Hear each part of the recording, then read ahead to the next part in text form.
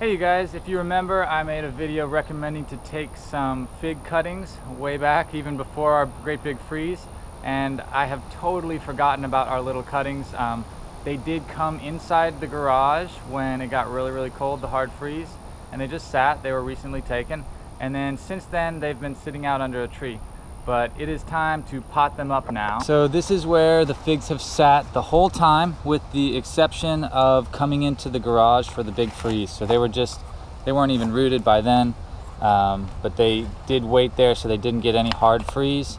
And I forget which pot I did in the video, but essentially you can see we got maybe 50% on that one, maybe 60%, but this is way late. There's going to be roots, well, maybe not. There's a root on the bottom. They're going to be a little tangled, but we're going to tease them out and get them into gallon pots so they can keep growing. I have got a lot of goodies growing this time of year. Lots of things cycling through. It's a good time to grow. It's time to get these potted up. Here's our mix that I'm putting the figs into. It is about 70% pine bark mulch, about 25% peat moss, about 5% finished compost, maybe 10%, maybe just 20 and 10, but mainly pine bark with some good compost in there, a little bit of sulfur, a little bit of lime, enough for a fig tree. So these two are Osborne Prolific. This is the one that I took in the video. So these are the cuttings from the last fig video, whenever that was, and there's lots of good roots. So now it's just a matter of teasing them apart and then getting them set up, started in a new container. Maybe could have wetted a little more.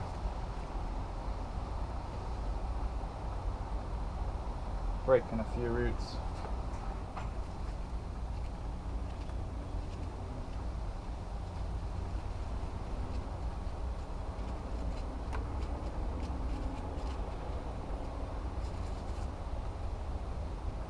And of course there's always going to be duds, you know, ones that never really took off. And I sometimes throw them back in the pot and give them another chance.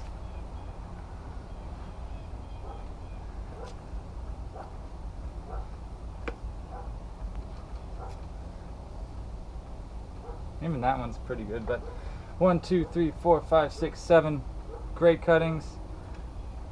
1, 2, 3, 4, 5, 6 so still alive. That's like 70%. I mean, pretty good.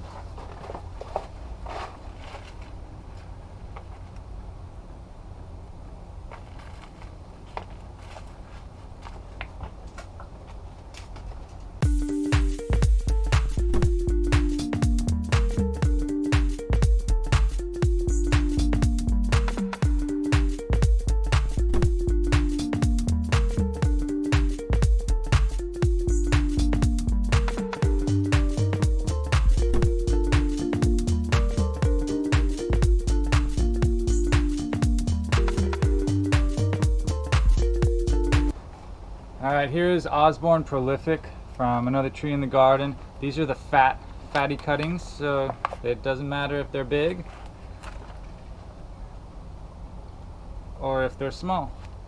You can take and get them succeeding either way. Look at all those nice roots right there. Roly-polies in there and everything.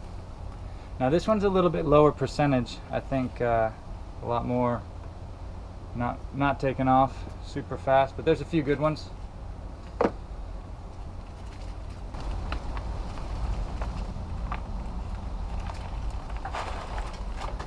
And here are the roots on those fat ones, looking pretty good.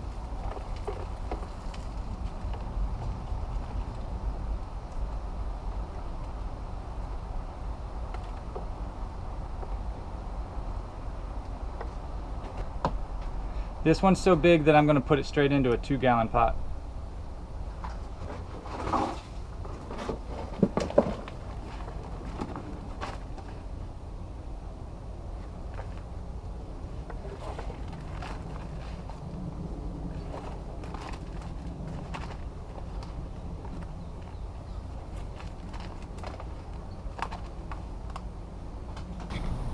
Now the figs that were over there were not the only fig cuttings that I took. Because the freeze was going to be so big in the forecast, I also took fig cuttings of all my main garden trees. I just watered them because the others were a little dry for transplanting. So these have had a second to soak in, and now we're going to go pot them up as well. So this next one is LSU Gold, and I have more than I need here. As you can probably tell, I don't need that many LSU Gold fig trees. I have a lot of LSU Purple as well. So if you're watching this and you have a good spot, or you want to care for one of these, I would love to share some. I'm thinking of my friend Jeffer, who had a project he wanted to share some of these. These are all at a really great stage for transplanting. It looks like almost all of them took well. So LSU Gold, I definitely have plenty. Make a comment and we'll connect. It's so important to me that I wanted to add it, but this bag I just cut open and put into that mix, and this is a material that has not seen the light of day. Let's get in the shade. There you go. In over a year. I never opened this bag, I just grabbed it off of the curb. This is somebody else's leaf waste that had some moisture in there, and this is essentially worm castings. This is as finished as compost gets. It's got all the humates, it crumbles.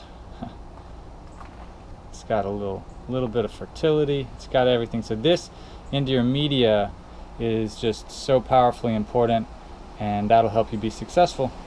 I also want to add that I do use perlite. I add it to the mix whenever I need a little bit better drainage than the pine bark can afford. Here I'm mixing a really heavy perlite media for rooting some fig cuttings that I definitely didn't want to lose. These were grafts that I had done that had taken, but I went ahead and took them off the tree advance of the big freeze. And you'll see I'm also scratching the bark, just doing those little extra steps to help make sure they take. So the figs are now in their final location, and as you can see I brought in some helpers. Crepe myrtle is going to cast some shade, same with the other fig. I've done all my tags now, so this is just beer can aluminum. You can write in that. I do have a few other tags to write still, and then the last thing that they're all getting is some super fresh mulch, and this helps keep the squirrels out really big. So just a pinch goes a long way, some stickiness, and then they should take off. I'm going to remove the trees as soon as it's been like a week or two. All right, you guys, I hope you enjoyed this video. If you did take fig cuttings and had some success, I would love to hear about it in the comments, and I'll catch y'all next time. Peace.